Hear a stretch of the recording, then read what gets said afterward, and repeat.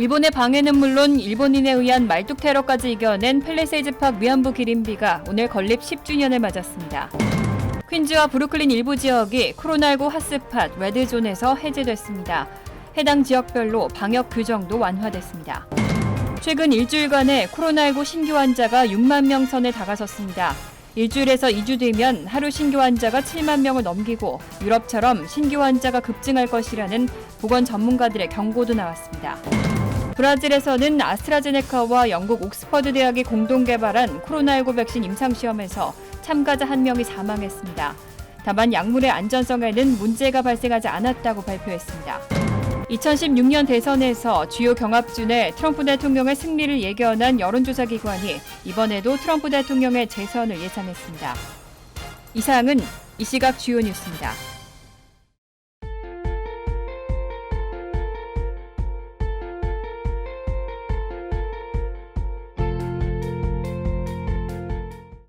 시청자 여러분 안녕하십니까? KBN 뉴스입니다. 오늘 오후 4시 기준 미 전역의 코로나19 누적 확진자는 어제보다 5만 6,800명 늘어난 864만 1,619명, 사망자는 727명이 늘어 22만 8,135명입니다. 이 가운데 뉴욕의 확진자는 1,389명이 늘어 52만 5,962명, 사망자는 8명이 늘어 3만 3,530명, 뉴저지의 확진자는 799명이 늘어나 22만 8,417명, 사망자는 17명이 들어 16,390명으로 집계됐습니다. 첫 번째 소식입니다. 위안부 기린비와 소녀상, 이제는 한인이면 모르는 사람이 없는데요. 그 시작이 10년 전 뉴저지 팰리세이즈팍입니다. 여러 차례 일본의 방해는 물론 일본인에 의한 말뚝 테러까지 이겨낸 팰리세이즈팍 위안부 기린비가 오늘 건립 10주년을 맞았습니다. 지난 2010년 팰리세이즈팍 도서관 앞에 세워진 위안부 기린비. 위안부 기린비라는 용어조차 생소했던 당시 시민참여센터의 한인 고교생들에 의해 계획돼 세계 최초로 세워진 위안부 기린비가 오늘 10주년을 맞았습니다. 팰리세이즈팍의 위안부 기린비는 지난 10년 동안 갖은 고초를 이겨냈습니다. 일본 정부가 타운 측에 철거를 요구하기도 했고 일본 정치인들이 직접 찾아와 항의를 하는 등 집요한 방해가 있었지만 꿋꿋이 이겨내고 미주 각지 그리고 전 세계 곳곳에 또 다른 기린비와 소녀상들이 세워지게 하는 역할을 했습니다. 오늘 10주년을 맞아 시민참여센터와 펠팍타운 관계자들이 참석한 가운데 조촐한 기념 행사를 개최하고 지난 10년을 되돌아보는 시간을 가졌습니다. 이게 세계 최초의 기린비 마뉴먼트입니다.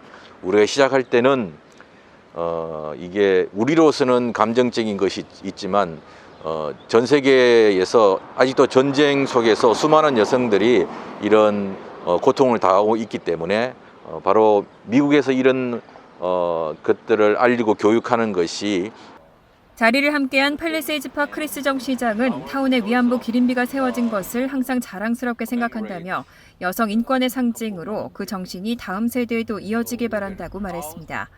이 이슈가 우리 다음 세대로 계속 이어져야 된다고 생각을 하고 있습니다. 우리 지금 텍스트북이나 우리 책에서 이런 시츄에이션 자체가 계속 없어지고 있고 이 현실 자체가 계속 잊어져 가고 있는 게 참 안타깝고. 크리스정 시장은 시민참여센터 김동찬 대표와 지난 10년 동안 기린비 주변 조경과 관리를 해온 1492 그린클럽 백영현 회장에게 위안부 기린비의 의미와 감사의 뜻이 담긴 선언문을 전달했습니다.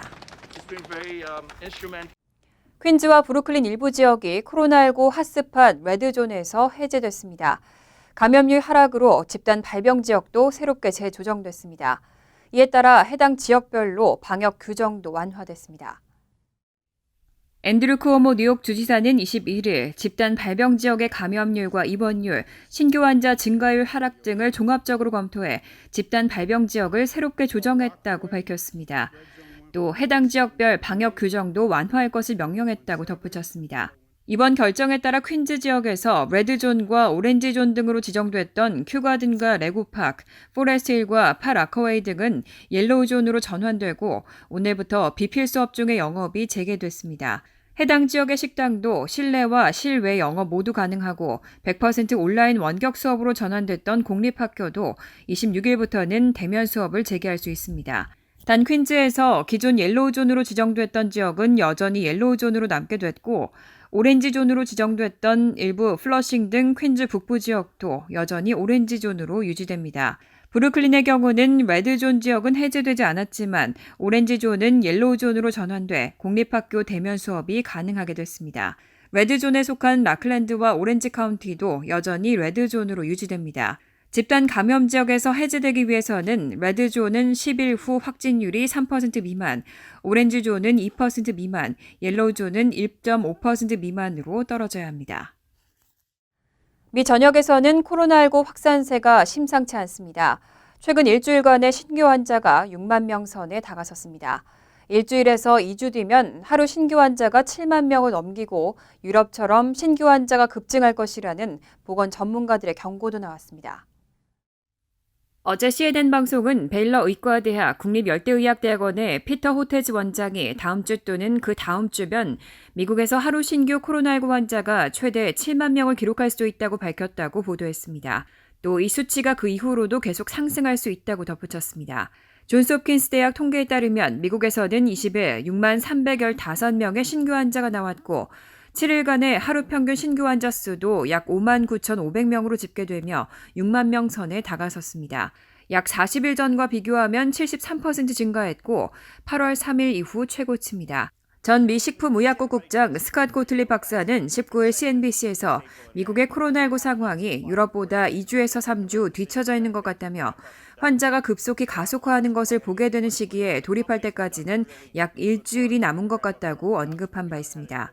유럽은 코로나19가 한창 창궐하던 3월로 되돌아갔다는 진단 속에 다시 고강도 봉쇄 조치에 나섰는데 이런 상황이 곧 미국에서도 벌어진다는 의미입니다. 특히 미국은 유럽과 달리 신규 환자 수를 크게 낮추지 못했기 때문에 재확산이 시작되면 유럽보다 상황이 더 나쁠 것으로 예상되고 있습니다. 브라질에서는 아스트라제네카와 영국 옥스퍼드 대학이 공동 개발한 코로나19 백신 임상시험에서 참가자 1명이 사망했습니다. 코로나19 백신의 임상시험에서 사망자가 보고된 것은 이번이 처음입니다. 다만 약물의 안전성에는 문제가 발생하지 않았다는 발표로 볼 때 플라시보를 투약받은 것으로 보인다는 보도가 나왔습니다. 브라질에서 아스트라제네카와 영국 옥스퍼드 대학이 공동 개발한 코로나19 백신의 임상시험 참가자가 사망했습니다. 하지만 옥스퍼드 대학은 21일 성명을 통해 신중한 평가를 마친 결과 임상시험의 안전성에 대한 우려는 없었다며 시험을 계속하겠다고 밝혔습니다. BBC, 가디언 등에 따르면 브라질 보건부 산하 국가위생감시국은 이날 성명을 통해 지난 19일 사망자가 나왔고 아직 사망 이유를 확인하고 있다고 설명했습니다. 사망자가 임상 과정에서 코로나19 백신 후보를 투약받았는지 플라시보를 받은 것인지는 공식적으로 발표되지 않았습니다. 하지만 옥스퍼드 대학이 약물의 안전성에 문제가 발생하지 않았다고 발표한 점, 브라질 국가위생감시국이 백신 시험을 중단하지 않겠다고 발표한 점 등을 미뤄볼 때 사망한 시험자가 플라시보를 맞은 게 거의 확실하다는 평가입니다. 한 소식통은 만약 코로나19 백신을 맞은 뒤 사망했다면 임상은 전면 중단됐을 것이라고 전했습니다.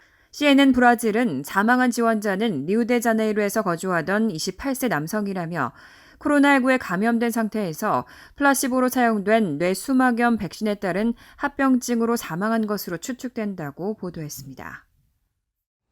2016년 대선에서 주요 경합준의 트럼프 대통령의 승리를 예견한 여론조사 기관이 이번에도 트럼프의 재선을 예상했습니다. 여론조사에서 바이든 후보가 앞서는 이유에 대해서는 자기 의견을 밝히는 것을 꺼리는 트럼프 대통령의 숨은 지지자가 많다고 분석했습니다. 미국 여론조사 업체 트라팔가 그룹의 로버트 카할리 수석 여론조사관은 20일 폭스뉴스와의 인터뷰에서 대통령이 최소 선거인단 270명대에서 숨겨진 층이 얼마나 큰지에 따라 어쩌면 더 크게 승리할 것으로 본다고 말했습니다. 트라팔가 그룹은 2016년 대선 당시 펜실베니아와 플로리다, 미시간 등 주요 경합주에서 트럼프 대통령이 앞선다고 예측한 몇 안 되는 여론조사 기관 중 하나입니다. 카할리 조사관은 여론조사 대부분이 숨겨진 트럼프 표를 놓치고 있다며 보수 진영이나 트럼프 지지자들 사이 자기 의견을 기꺼이 공유하지 않겠다는 분명한 분위기가 있다고 분석했습니다. 또 이들은 여론조사 참여를 더 꺼려한다며 이 점을 보완하지 않으면 정직한 답을 얻지 못한다고 강조했습니다.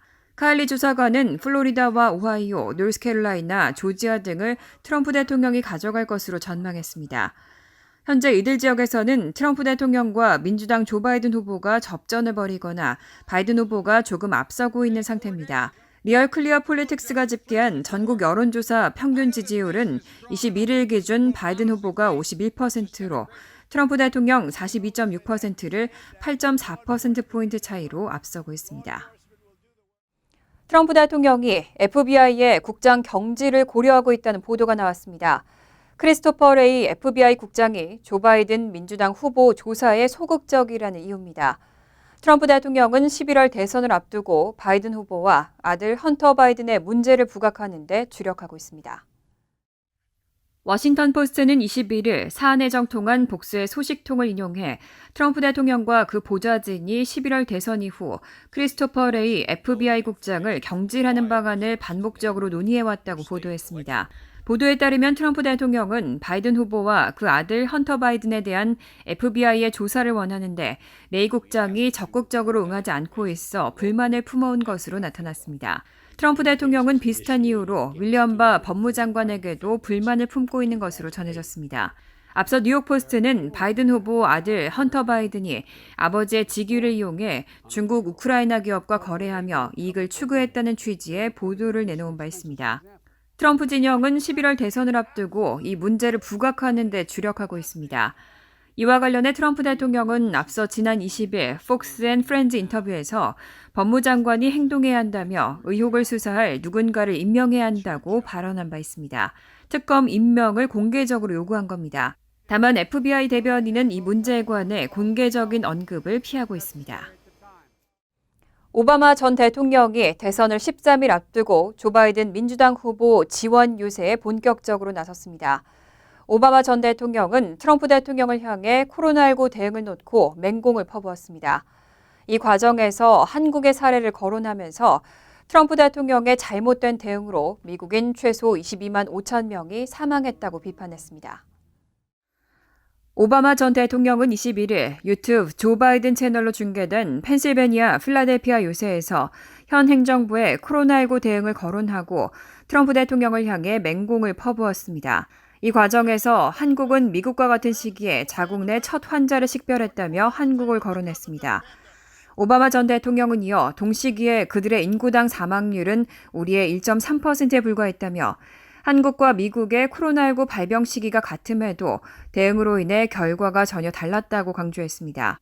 오바마 전 대통령은 이 팬데믹은 모든 대통령에게 도전적인 일이었다고 지적하고 다른 나라들도 팬데믹으로 어려움을 겪고 있지만 우리만큼 형편없게 하진 않는다며 그들 나라엔 실제 주의를 기울이는 정부가 있기 때문이라고 말했습니다.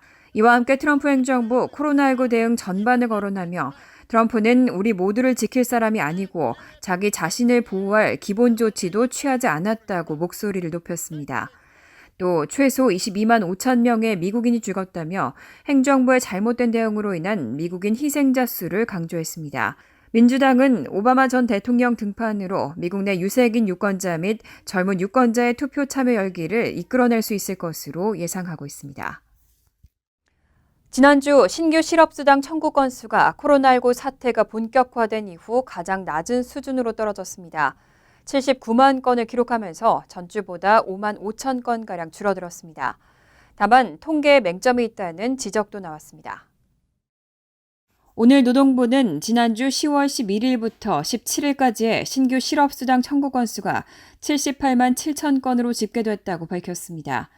전주 84만 2천 건에서 5만 5천 건 줄어든 것으로 코로나19 대유행 초기인 지난 3월 둘째 주 28만 2천 건 이후 최저치입니다.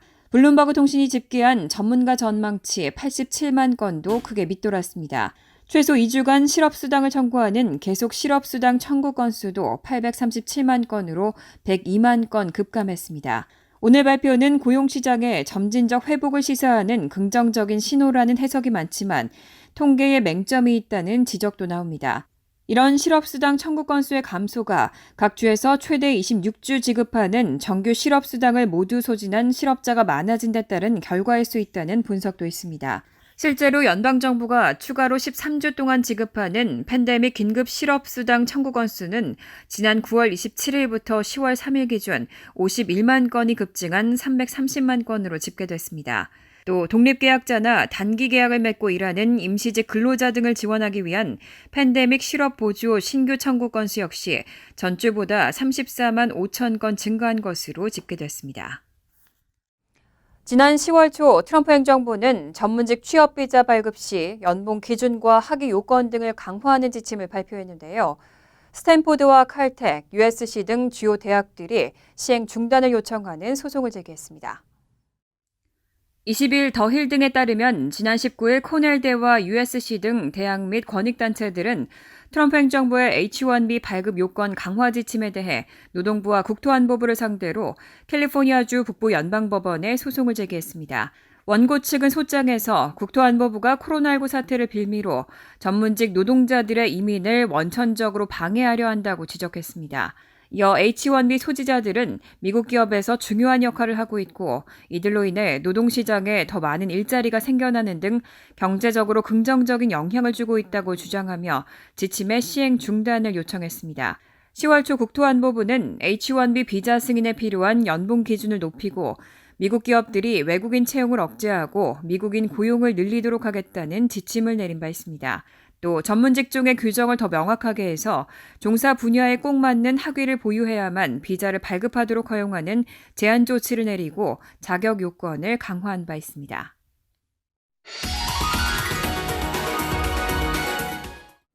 이어서 LA 지역 한인사회 소식입니다.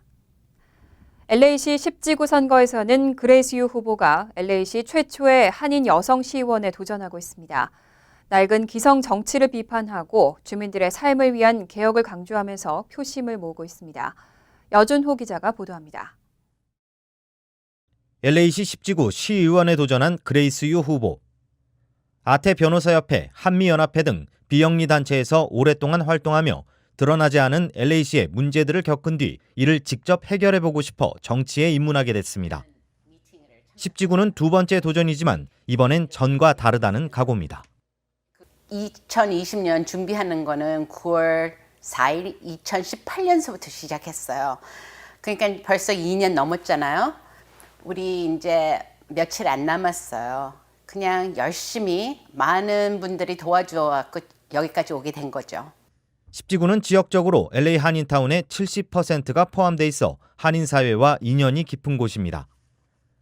한인 등록 유권자도 10,000명 이상이지만 동시에 LA 남쪽 지역도 광범위하게 포함돼 흑인 커뮤니티의 입김이 센 지역으로도 평가됩니다. 30여 년 경력의 정치 베테랑 마크 리들리 토마스 후보의 기세가 거세지만 기득권 정치 타파와 주민들의 삶의 질 향상을 강조하면서 흑인 커뮤니티까지 아우르며 꾸준히 표심을 끌어모으고 있습니다. 10지구의 핵심 쟁점인 주택난과 노숙자 문제 역시 기존 정치권의 난개발을 지적하면서 이제는 변화가 필요한 시기라고 강조합니다. 다들 걱정하는 거는 우리 노숙자 문제예요. 이 홈레스 크라이시스가 계속 더 발전이 없으면서 더 커지기만 하고 있어요. 컨테이너 홈스, prefabricated homes 이런 거를 사용 안 했었어요. 근데 저는 그런 거를 하면 집값이 더 싸다고 생각하고 팬데믹 이후 움츠러든 스몰 비즈니스의 활성화와 온라인 위주로 전환된 학생들의 교육 환경도 새로운 현안으로 떠올랐습니다. 프리 와이파이, 그 브로드밴드를 시티 와이드로 만들고 싶어요. 그리고 다른 시에서도 이런 일을 진행하고 있는데 LA시는 좀 워낙 크니까 힘들다고 생각해요. 근데 힘들다고 못하는 건 아니잖아요. 그걸 외려 더 열심히 해갖고 성공해야지 된다고 생각합니다. 주민들이 살아야지 도시도 살 수 있다고 강조하는 그레이스 유 후보. 지역 토박이로서 주민의 마음으로 시정을 펼쳐나갈 것이라고 자신합니다. 저는 아기 때서부터 3살 때서부터 여기 LA로 오게 됐잖아요. 한인타운으로. 그러니까 저는 여기에 대해서 진짜 좋은 거 나쁜 거 많이 알면서 들어가서 고칠 거는 고치고 잘하는 건 더 잘할 수 있게 일을 하고 싶습니다. MBC 뉴스 여준호입니다. 캘리포니아주에서는 킨더가든에서 12학년 학생 가운데 27만 명이 노숙을 경험해 본 것으로 나타났습니다. 이들의 정학률과 결석률은 다른 학생들보다 최대 2배 높았습니다. UCLA 학교 혁신센터가 발표한 보고서에 따르면 2018년부터 2019학년도 동안 캘리포니아주 내 학생 27만여 명이 노숙을 경험했다고 답했습니다. 특히 대학별로는 커뮤니티 칼리지 학생 5명 중 1명, 캘스테이트 학생 10명 가운데 1명, 그리고 캘리포니아 주립대 학생 20명 중 1명꼴로 노숙 생활을 한 것으로 조사됐습니다. 보고서에는 지난 10년 동안 주내 학생 노숙자 수는 50% 증가했으며 코로나 사태로 인한 경제적 여파를 고려하면 현재 노숙 생활을 하고 있는 수는 더 많을 것으로 전망됐습니다. 또 노숙을 경험한 학생들의 정학률과 결석률은 다른 학생보다 최대 2배 더 높고 고등학교 졸업률 역시 낮은 것으로 나타났습니다. 이에 대해 연구진은 노숙 학생들을 위한 보금자리 제공이 시급하고 노숙 학생들의 교육 환경을 보장할 수 있는 금전적 지원이 필요하다고 지적했습니다. 간추린 소식입니다. 질병통제예방센터가 코로나19 밀접 접촉자의 기준을 강화했습니다. 새로운 정에 따르면 감염자로부터 6피트 내에서 하루에 적어도 총 15분 동안 노출된 경우 밀접 접촉자로 분류됩니다. 한 번에 1분 혹은 2분씩 마주쳤더라도 누적 노출 시간이 15분 이상이면 밀접 접촉자로 간주됩니다. 기존의 CDC는 감염된 개인에게 6피트 내에서 15분 동안 지속적으로 노출돼야 밀접 접촉자라고 규정해왔습니다. 뉴저지주에서 $300 추가 실업수당 지급이 늦어지고 있습니다. 뉴저지주 노동국은 당초 이번 주부터 주당 $300 추가 실업수당 지급이 시작된다고 밝혔지만 아직 지급되지 않고 있습니다. 주 노동국은 지급 준비 과정에 다소 시간이 걸리고 있다며 이번 주 안으로 지급이 시작될 예정이라고 밝혔습니다. 약 84만 2천 명의 실직자에게 추가 실업수당 지급이 이뤄질 것으로 추산되고 있습니다. 뉴저지 요양원의 실내 방문 규정이 완화됐습니다. 21일 주 보건국이 발표한 요양원 실내 방문 새 규정에 따르면 요양원 내에서 14일간 코로나19 확진자가 없는 곳이면 실내 방문이 허용됩니다. 다만 사전 예약이 필요하고 코로나19 확진 진단을 받았거나 의심 증상이 있는 이들의 방문은 금지됩니다.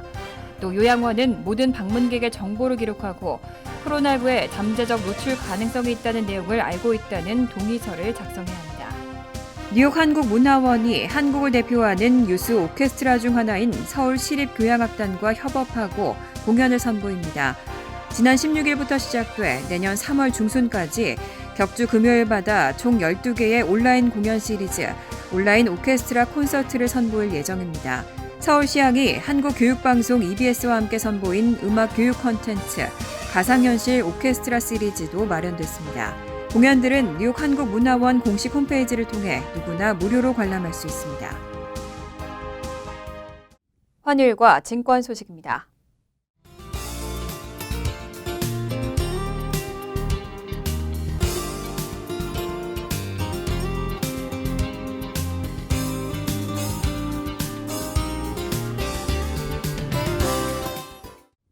이어서 날씨입니다. 금요일은 구름이 많겠습니다. 낮 최고 기온은 65도, 섭씨 18도, 밤 최저 기온은 60도, 섭씨 16도로 예상됩니다. 토요일도 구름이 많겠고 적지만 소나기 올 가능성도 있겠습니다. 일요일은 약간의 구름이 있겠지만 대체로 화창하겠습니다. 밤늦게는 소나기 가능성이 있겠습니다. 이상으로 KBN 뉴스를 마칩니다. KBN과 함께 즐거운 저녁 되시기 바랍니다.